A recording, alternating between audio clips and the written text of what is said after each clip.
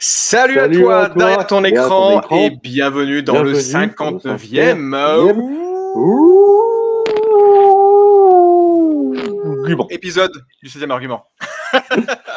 Allez, j'étais pas loin. À l'image Bon, d'une transformation, c'était pas très propre, mais en tout cas, bienvenue dans ce premier épisode de l'année, en tout cas première critique ciné de l'année. Je suis c'est accompagné de mon loup-garou préféré, à savoir Mathieu. le poilu de service. T'as pas été casté pour ça, je te rassure. Ah, Mais en tout surtout, cas, je suis pas un look domestique, sinon j'aurais été castré pour ça. pas mal. Voilà, l'humour est toujours là. On va fêter en ce mois de janvier les 5 ans du format 6e argument. Donc, ça fait déjà 5 ans qu'on a lancé ça. Voilà, on était plus dans l'équipe. Aujourd'hui, on n'est que 2. Mais en tout cas, voilà, depuis 5 ans, on est passé du canapé à un autre canapé en visio maintenant, ce qui est quand même plus simple pour pas mal de choses. Mais ce qui permet d'avoir un éventail plus large aussi de personnes pour en parler. Mais voilà, en tout cas, premier film de l'année. Moi, c'était la première attente du mois de janvier.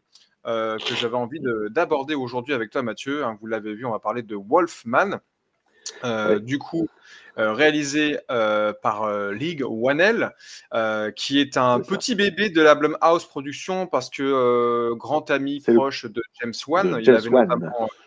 notamment scénarisé le premier Saw. Je crois qu'il a bossé sur les Il avait Insidious. Et participé lui, dedans aussi, il est oui, acteur. C'est il est acteur aussi, c'est vrai. Et il avait son. réalisé aussi, notamment le Insidious 3, si je ne me trompe pas. Alors, j'ai plus trop de mémoire Oui, du film. Mais voilà, moi, c'était le 3. ouais. Mais il a... Upgrade et Invisible Man. Et bien sûr, voilà, bien présenté, bien mis en avant par Invisible Man, qui était sorti déjà quelques années, que moi, j'avais vraiment beaucoup aimé. T'avais aimé, toi, Pareil. Mathieu, à l'époque, ouais, aussi. Oui, oui. On Très en très avait bon. parlé sur la chaîne de mémoire dans un top. Et ouais, j'avais beaucoup aimé son approche un petit peu moderne du mythe. Et là, cette fois-ci, encore une fois, on a un mythe revisité. Il y a le mois dernier, on a parlé tous les deux de Nosferatu. Ce mois-ci, on va parler du coup du fameux mythe du loup-garou. Donc, bien évidemment, en parlant de loup-garou, il y a énormément de films qui ont été faits depuis celui des années 40. Ouais. Je les ai pas tous vus. Et souvent, je trouve malheureusement, à part les loups-garous de Londres, loups-garous, enfin hurlements de Dundee, Hurlement, voilà. ouais, il n'y a pas non plus des grands. Enfin, il y a très peu de bons films de loups-garous, en tout cas récemment. J'ai pas vu celui avec Benicio del Toro, je sais pas ce qu'il vaut. Je l'ai pas vu non plus. C'est celui qui est sorti en 2010, c'est ça? Ouais, Avec avec Wolfman, Del Toro, il y pardon. avait Blunt, il y avait Anthony Hopkins, je crois, dedans d'ailleurs. Oui. Mais celui-là, je ne l'ai Oui. pas rattrapé, il faudrait que je le rattrape. Mais voilà, le teaser qu'on va vous dévoiler juste après m'a donné envie d'aller voir le film. Bref, voilà, Mathieu, en ce mois de janvier, en tout cas toi, est-ce que c'était une attente particulière ou pas? Alors, oui et non, dans le sens, j'ai une approche avec Blumhouse, la société de production, qui est un peu ambivalent. Mais le fait d'avoir un film de loup-garou, même si je ne suis pas Gilus de Zone Geek, qui lui est un grand fan de films de loup-garou, moi j'aime bien. Quand en plus ils sont intéressants, parce que un des premiers films que j'ai eu dans ma collecte, c'était Ginger Snaps, donc un film de Ah oui, loup-garou qui est très bonne qualité. ouais, tout à fait. Tout à fait, tout à fait. Bah écoute, je te propose de lancer la bande-annonce. On va donner nos notes sur 5 comme d'habitude. Juste après, il y aura une partie non-spoil et un avis. Avec spoiler, vous serez prévenus, bien évidemment. Donc voilà, c'est parti. On lance la bande-annonce. On se retrouve juste après bande-annonce. What's my job? To keep our daughter safe. What's my job? To keep our daughter safe. What's my job? To keep our daughter safe. To keep our daughter safe. To keep our daughter safe. Please, Dad, you're scaring me. To keep our daughter safe. Back off! What's my job? Come on.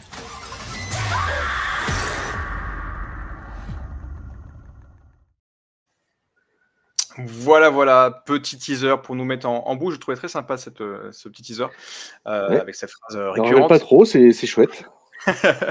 Donc Wolfman qui est sorti du coup la semaine dernière chez nous en France, c'était le 14, le 15, Ah de oui, c'est mémoire. ça. Le 15 La semaine janvier dans ouais. nos salles. Nous on vient de le voir très récemment avec Mathieu, donc c'est tout frais dans nos têtes.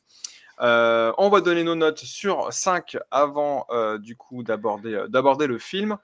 Et on va tout vous dire, en tout cas de façon sans spoil. Pour commencer, c'est parti. Donc une petite note sur 5 qu'on peut rajouter. Tac. hop, c'est parti. On a un 3,5, on a un 4. Alors moi j'ai hésité avec le 4, mais peut-être le temps que ça se décompose. Pour te dire, en fait, plus je l'ai vu, plus la note monte. Quand je suis sorti de la salle hier avec Cora, j'étais plus sur un 3. Là c'est 3,5 ce matin, peut-être que demain ça sera 4, parce que finalement, on va en parler. Écoute, je vais commencer puisque c'est moi qui, entre guillemets, le moins aimé le film. Dis-moi Mathieu. En fait, juste pour une petite incise, il y a quelqu'un qui l'a un peu moins aimé, et j'invite à aller voir sa critique. C'est Louis sur Intercut, qui, lui, a trouvé ce film, oh là là, mais c'est pas bourrin, il y a pas beaucoup de bagarres, et bref, c'est pas un film qu'il attendait, mais c'est parce que justement, Wolfman, c'est pas un film de loup-garou pour avoir un loup-garou dans une ville où il fait plein de dégâts. Là, c'est beaucoup plus. C'est une autre approche du genre. Voilà. Beaucoup plus Là, méta, beaucoup plus intime, effectivement. On va pitcher avant de donner notre avis. C'est vrai que je ne l'ai pas pitché pour ceux qui n'ont peut-être pas encore vu le film. Dans tous les cas, on va suivre du coup une famille de 3 personnes, 2 parents et une jeune fille qui ont une vie un petit peu chaotique, un peu désorganisée. La maman est une femme qui est très prise par son travail. Son papa est écrivain à temps perdu, mais il s'occupe plus de sa fille au quotidien. Et on apprend effectivement dans une scène d'intro plutôt efficace que son papa avait été plutôt autoritaire avec lui, qu'il a quitté l'Oregon. Le papa du papa. Le papa du papa, qu'il avait quitté l'Oregon pour s'installer dans une grande ville. Et malheureusement, le décès officiel du papa qu'il avait perdu depuis des années, le papa du papa toujours, les ramène, cette petite famille, à prendre quelques vacances pour peut-être se retrouver, en tout cas, dans une petite maison perdue au milieu d'une forêt de l'Oregon. Et ben voilà, j'en dis pas plus, je pense que vous allez deviner un petit peu ce qui va se passer, en tout cas quel personnage il risque de rencontrer. Voilà pour essayer. C'est marqué dans le titre, mais là, il y en a qui disent justement, ouais, mais justement, comme on sait que c'est un loup-garou, les actions des personnages sont un peu bizarres, et justement, les personnages eux-mêmes ne savent pas que c'est un loup-garou à la base. C'est ça. Et ils le découvrent. C'est ça, tout à fait. Non, je trouve ça plutôt bien. Avec ce W fait par les mains de cette jeune fille qui a peur, de Wolfman, je vais donner du coup mon avis sans spoil. Moi, je t'en prie. Moi, j'ai beaucoup aimé le film dans le sens où j'avais adoré Invisible Man. On n'est peut-être pas à la hauteur de la qualité d'Invisible Man, c'est quelques petits défauts qu'on pourra peut-être aborder dans la suite de la critique. Mais je trouve que c'est, j'ai envie de dire, simple, mais ultra efficace. Ultra soigné en termes de... Enfin, moi, j'adore la mise en scène de Lee Whannell depuis Invisible Man. Je trouve qu'il a une façon assez moderne et en même temps plutôt Hitchcock qui a une classique. Il y a un peu un mélange des deux. Je trouve que tout est millimétré au cadre près et que les amorces de cadre et les fins de cadre sont plutôt bien travaillées. Donc moi, j'ai beaucoup aimé. J'ai passé un très, très bon moment. Même si effectivement, parfois, je trouve qu'il y a quelques petites pentes moues, notamment le côté huis clos du film fait que les personnages sont assez restreints dans leur déplacement ou dans leur lieu. Mais au-delà de ça, j'ai beaucoup aimé la relecture du mythe de ce loup-garou. On en parlera, je pense, plus dans la version spoiler. Mais voilà, cette métaphore un petit peu entre la vie, cette première grosse partie de film, si je ne compte pas le prologue, et la deuxième partie vont se faire écho et vont se faire une boucle en fait indirectement. Et il y a une transmission aussi de la parentalité, il y a une transmission effectivement de la peur de l'autre ou de ce couple qui est un petit peu effectivement pas forcément sur la même longueur d'onde et qui vont dans la métaphore de cette transformation bien évidemment va avoir beaucoup de sens et va donner un écho. Ils avaient du mal à communiquer au début et finalement avec la suite du film c'est encore pire en pire, mais c'est plutôt subtil. Voilà. J'essaie de rester évasif parce que sinon je vais trop rentrer dans le détail. Je sais pas si tu vois ce que je veux dire, mais moi j'ai passé un très bon moment. Qualitativement le visuel est très très bien, le sound design est très très bien travaillé aussi. Il y a quelque chose de très organique dans le film et la BO de Benjamin Wallfisch est plutôt efficace, même si c'est un compositeur que j'aime plutôt bien. Donc il avait fait il avait fait le dernier Alien Romulus. Là je trouve que cette BO elle marche très très bien pour ce film. Il y a quelque chose d'assez grandiloquent, mais il arrive à être discret aussi quand il faut être discret, et ça c'est pas mal. Voilà, je vais pas en dire plus. Toi Mathieu, avec ce 4 tu rebondis sur peut-être certaines choses que j'ai dit, mais qu'en as-tu pensé? Alors, d'abord en préambule, il faut que je parle de Blumhouse. C'est donc la société de production de Jason Blum, d'où le nom Blumhouse, qui officie depuis 2004 et qui est habitué à faire justement un petit peu une sorte de Roger Corman-like. Roger Corman, Ah ouais. c'était un producteur qui est mort il y a peu de temps et qui était à la fois un génie et un vrai bargoulin. C'est vraiment un enfant de la balle, un forain américain. Mais c'est quelqu'un qui, surtout, comme il faisait des films à pas cher et beaucoup, en fait, ces films, c'était des écoles de cinéma.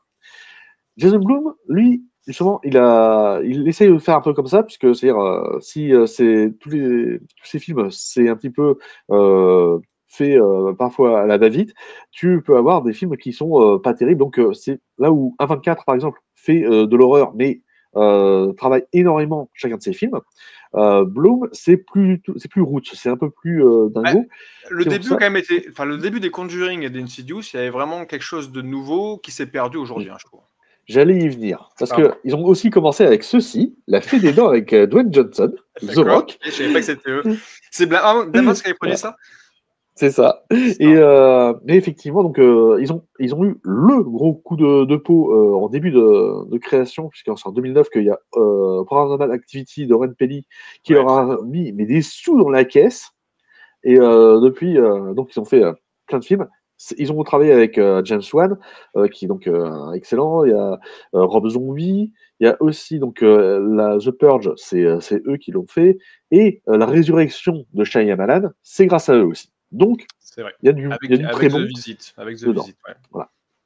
Tout à fait. Non, Et ils sont restés classiques. Il y a même The Black Clansman de Spike Lee qui a été produit avec eux. Autrement dit, donc ils savent aussi faire de très très bons films dedans. Donc, moi je me disais, est-ce que ça va être d'un côté ou de l'autre de la barrière de Blumhouse? Eh bien, c'est du bon côté de la barrière. Donc, c'est pour ça que j'ai mis 4. Et je rebondis encore une fois sur ce que j'ai dit à propos de la chaîne Intercut. Donc, j'aime beaucoup le travail, mais là, qui s'est complètement fourvoyé. Wolfman est excellent parce que c'est justement pas un film de bourrin de loup-garou. C'est un film qui rajoute de nouvelles choses au mythe du loup-garou, mais justement pas en tant que créature bourrine façon loup-garou l'apocalypse du monde des ténèbres. Ça, c'est pour les rôlistes, hein, où les loups-garous sont des tanks sur pattes. C'est pas non plus le côté nature avec le côté bestial. Là, on se retrouve avec des loups-garous qui sont connus depuis même la période précolombienne avec les légendes amérindiennes. Et là, c'est plutôt une infection. Donc, on revient sur quelque chose quand même de très terre-à-terre. Et on en profite pour faire un huis clos dans une petite cabane dans les bois. Donc là aussi, on invoque Evil Dead, la cabane dans les bois, tout ça.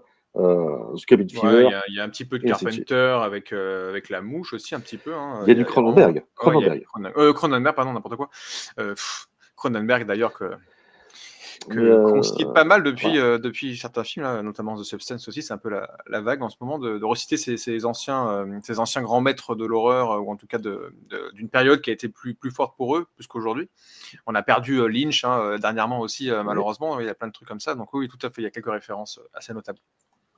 Et donc là, je me suis demandé quels étaient les thèmes qui allaient être abordés.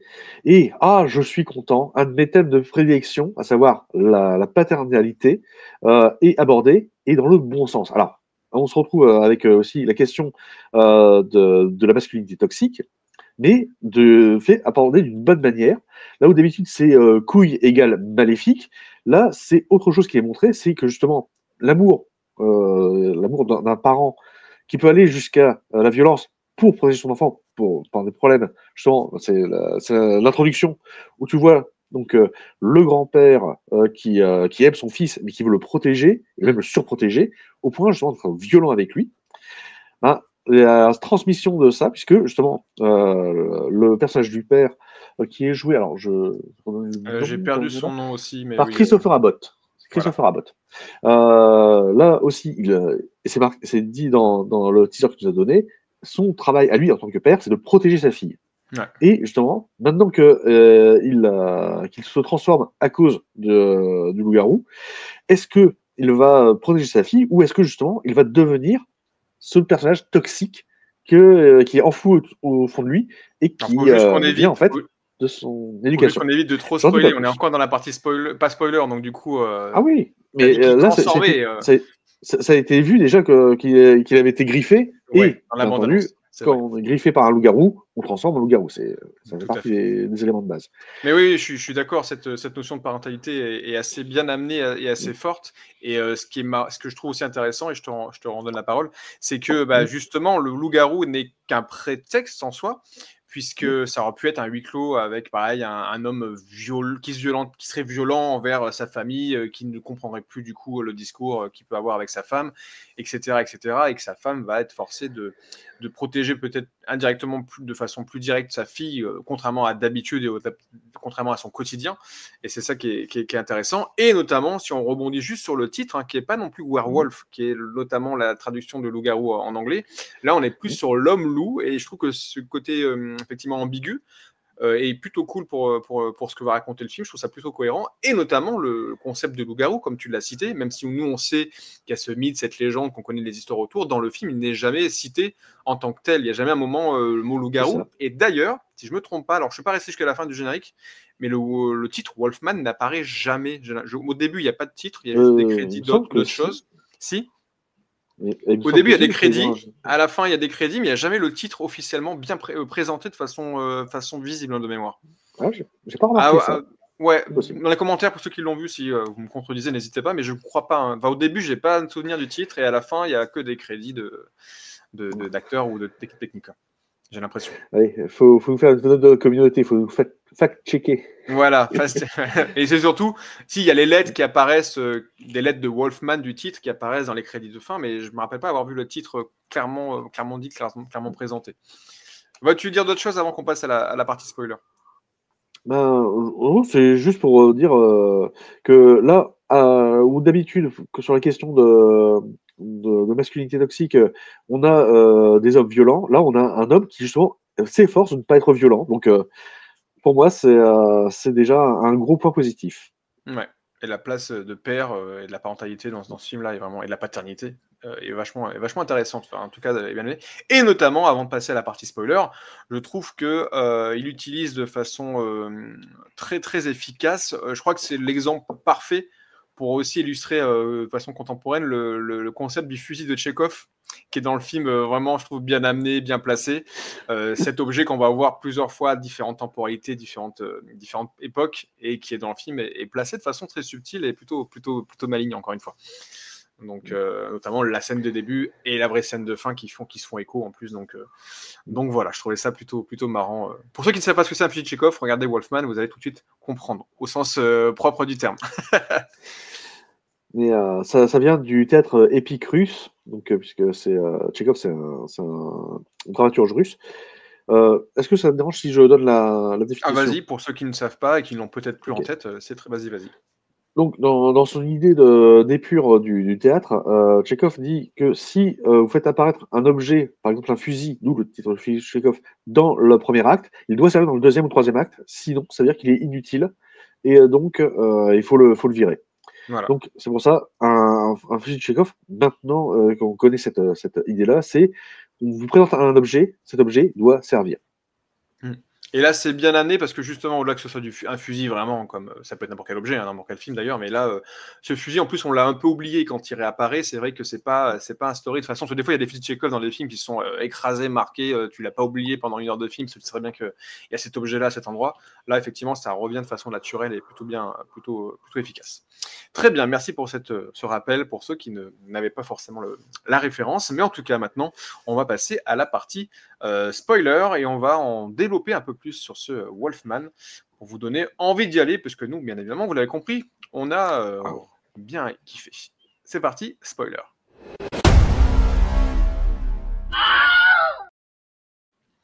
Donc, c'est la partie spoiler. Mathieu, qu'est-ce que tu as envie d'aborder dans le détail? Qu'est-ce qui t'a fasciné dans ce film? Tu peux peut-être moins aimé, j'ai quelques défauts moi, à notifier, mais qu'est-ce que tu as peut-être plus dans ce film?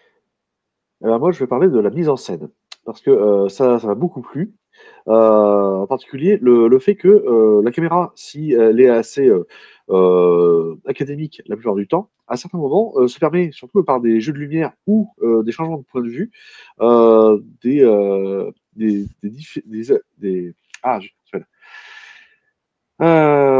jeux de mise en scène qui sont vraiment sympathiques. Ben là, l'image que tu es en train de me montrer, à un moment, la lumière va être mise en douche sur le personnage de Christopher Abbott, donc l'homme qui est au centre, de manière à ce qu'il soit isolé pour montrer justement son état d'évanouissement. Le monde autour de lui disparaît. Ouais. Et ça c'est justement complètement irréaliste, mais c'est très parlant au niveau de la mise en scène. Et ensuite, comme on vous l'a dit, là on peut le dire parce que c'est le spoil, il va se transformer en loup-garou. Sa transformation, qu'on s'appelle pas à pas, va arriver aussi parce qu'il va percevoir le monde d'une manière différente. Ça arrive, par exemple, dans Terminator ou dans Ginger Snaps ou d'autres films, où on voit un peu la vision du monstre. Et souvent, Et je te coupe juste un moment.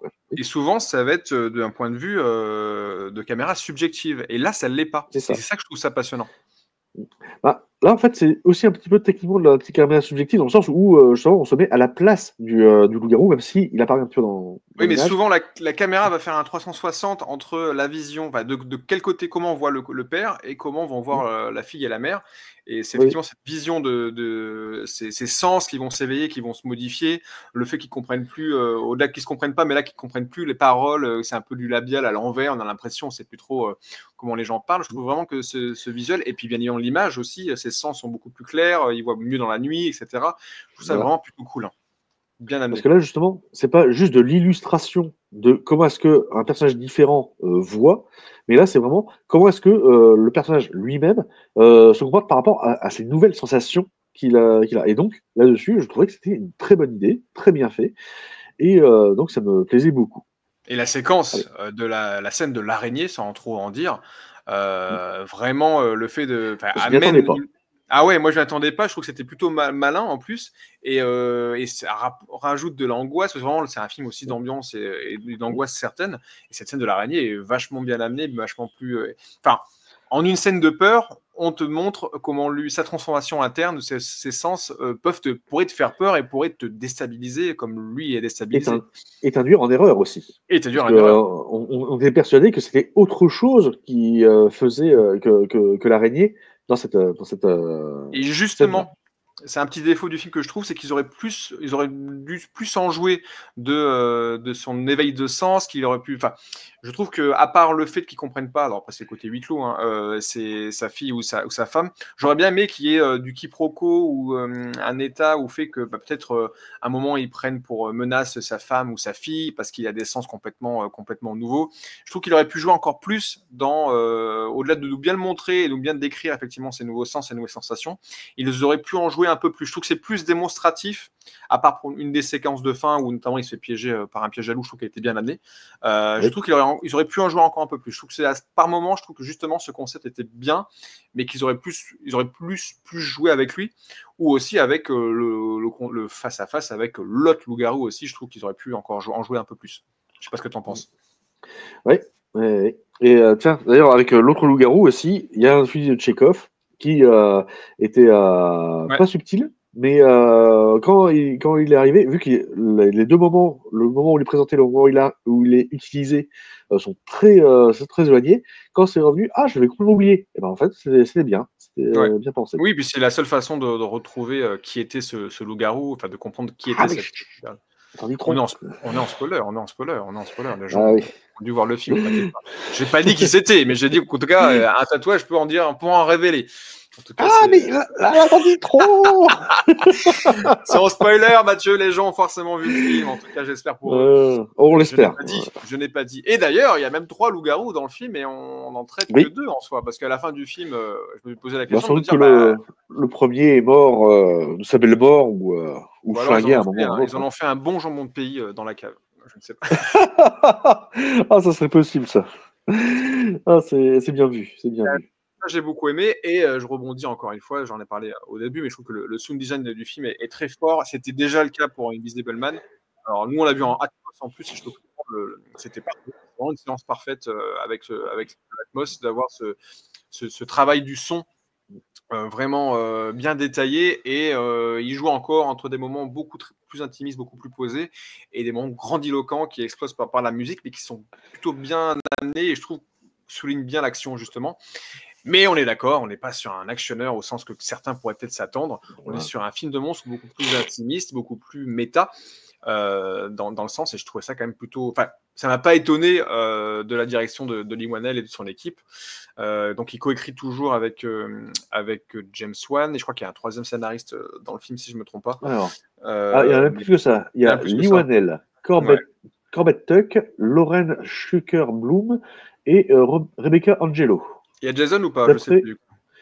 Non, il n'y a pas Jason Bloom dedans. Il produit juste peut-être. Mais généralement, il écrit tout seul de mémoire. En tout cas, pour L'Homme Invisible, je crois qu'il l'avait écrit tout seul. Mais dans la production déléguée, dans les producteurs délégués, tu as Ryan Gosling, parce qu'au départ, c'était lui qui devait faire le rôle principal. Ah ouais. Ah, Ouais. mais non, je trouve ça bien que ce soit pas forcément des acteurs trop connus pour ce genre de projet. Enfin, je trouve que le casting est plutôt efficace. Je trouve la mère un petit peu en dessous, dans le sens où elle n'a pas des expressions. Enfin, je trouve qu'elle dégage pas non plus une palette de jeux énorme. Après, elle fait le taf, hein. La fille est plutôt efficace. Je trouve que la petite fille joue plutôt bien. Et le papa, pour ce qu'il a à jouer, effectivement, entre guillemets, c'est une victime, hein, de A à Z. Je trouve que ça lui va plutôt bien. Et le père, je l'ai trouvé très très bien. Je trouve que même si on le voit très peu dans la séquence d'intro, le père du père, je trouve que vraiment il est plutôt efficace. Et je vais juste rebondir aussi sur cette première séquence qui pour moi jette directement dans le film, cette première séquence de chasse entre guillemets, qui est le chassé, qui est la proie, on ne sait pas trop, mais entre le fils et le père, du coup moi je trouve que vraiment cette séquence est plutôt bluffante, parce que j'ai retrouvé un petit peu d'ambiance à la Shyamalan, dans les bois qui craquent. On a dit une sorte de The Village un petit peu 2.0, parce qu'effectivement, tout de suite, on pense, alors que le père est quand même assez imposant en termes de caractère et d'autorité, tout de suite, on va un peu se pisser dessus, comme lui. Il mis en tête faiblesse. Ouais, je trouve que la mise en scène elle est plutôt efficace jusqu'à ce moment où il monte dans la cabane de chasse, etc., etc. Et ce que je voulais faire écho, justement, c'est la boucle est bouclée, c'est l'écho de la séquence du prologue et l'écho de fin. Qu'est-ce que tu en penses? Est-ce que tu trouves ça un petit peu trop surligné? Est-ce que tu trouves ça trop? Ou est-ce que tu trouves ça plutôt bien amené? Non, moi ça me convient. Ensuite, c'est sûr que comme c'est très symbolique le fait qu'on fasse une boucle de cette manière-là, oui, c'est pas subtil, mais personnellement, moi je m'en fiche. Du moment que ça dit ce que ça doit vouloir dire, ça me convient. Ouais. Non, parce que jusqu'au bout, on comprend que cet homme qui se transforme va tout faire pour effectivement pas être nocif pour sa famille. Et jusqu'au bout, on peut comprendre l'hésitation de la mère, à savoir, est-ce que je me débarrasse entre guillemets du père pour pouvoir enfin assumer l'éducation de ma fille, parce que là, il y a plus le non-retour est là, il y a plus de sens inverse possible. Et du coup, l'écho qu'il y a avec le début de la séquence, le prologue du film, où le père pourrait tout de suite essayer de tuer peut-être plus facilement cette bête, et finalement on reste caché. Là, la mère va avoir ce rôle de prendre une décision enfin finale, de peut-être arrêter cette malédiction, cette maladie qui ronge du coup cette communauté là-bas. Donc je trouvais ça plutôt cool, et vraiment dès le début, on a remarqué dans le film, j'étais même plutôt étonné que tout de suite, dès qu'ils te chopent, ils te lâchent plus, notamment la séquence où ils arrivent et reviennent dans l'Oregon, qui recroisent une ancienne peut-être connaissance qu'il avait connue jeune, et tout de suite, là, on te lâche plus, et je trouve qu'il y avait il n'y avait pas trop de temps mort. Les seuls temps morts que je trouvais, c'était effectivement dans le huis clos, dans le côté cabane, qui par moments, ça tournait un petit peu en rond. Les personnages retournent plusieurs fois dans certains lieux. Il y a un peu une redite, notamment quand ils vont chercher de l'aide avec la radio. Je trouve que des fois, il y avait des allers-retours qui n'étaient pas forcément toujours très excitants. Ouais, mais moi, ça me dérangeait pas dans le sens, c'est un peu le syndrome Alien, tu vois. Dans un slasher, ce qui arrive vraiment très souvent, c'est que pour qu'il y ait des morts et donc du suspense, ou enfin de l'excitation, les personnages qui essaient de survivre sont particulièrement cons et font beaucoup d'erreurs. Là, dans Alien, justement, ce qui était bien, c'est que les personnages confrontés à la bête qu'ils ne connaissent pas, qu'ils ne maîtrisent pas, agissent, mais agissent intelligemment.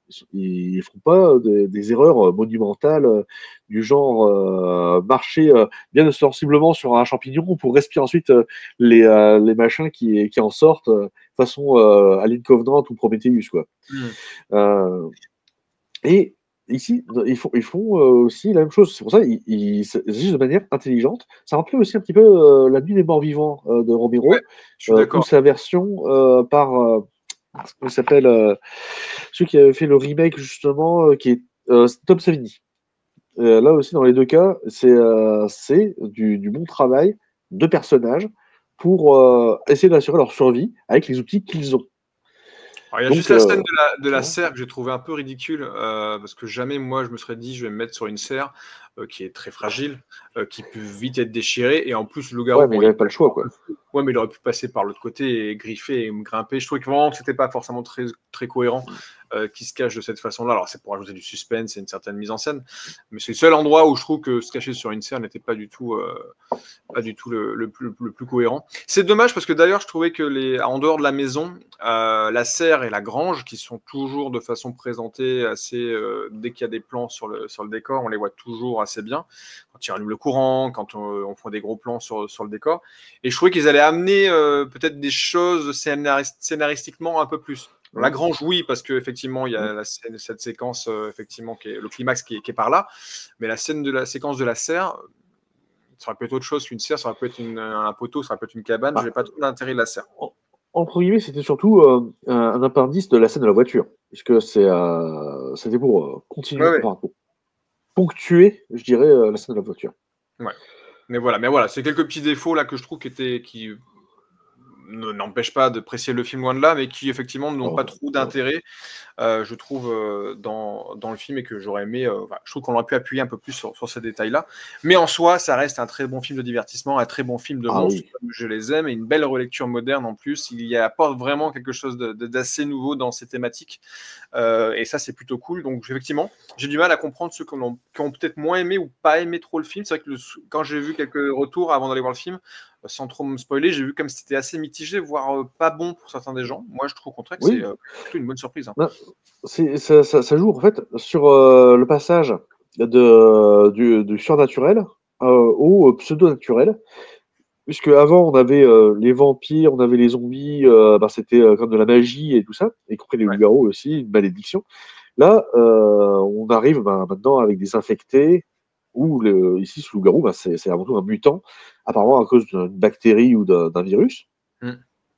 Et entre guillemets, là aussi je reviens à la saga Alien, mais maintenant qu'on a fait ce Wolfman 1 où on a fait la découverte du monstre, si jamais on veut avoir Wolfman 2, Wolfmans ou Wolfman, où justement tu as des infectés qui viennent dans une ville, là on pourra faire un truc bien bourrin parce que hop, je te griffe, ça y est, je me transforme en loup-garou. Là, il y en aura certains de loups-garous. D'accord, mais ensuite, qu'est-ce qu'on va faire avec, quoi. C'est le côté infecté plus que le côté monstre loup-garou qui donne du sens et qui peut humaniser un peu plus les thématiques, justement.